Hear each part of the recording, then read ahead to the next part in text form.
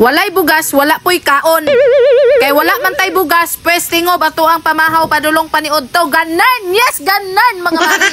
Bitaw lisod tuuhan nga mahutdan mi og bugas. Pulis ang bana, dayon naa pa jud mi tindahan. Abi ra jud sa uban ug wa mi galisod. Maong kinsa tong naiutang sa tindahan paliog tawon bayari na ko ninyo. Aron dili ko maniwang. Ganan!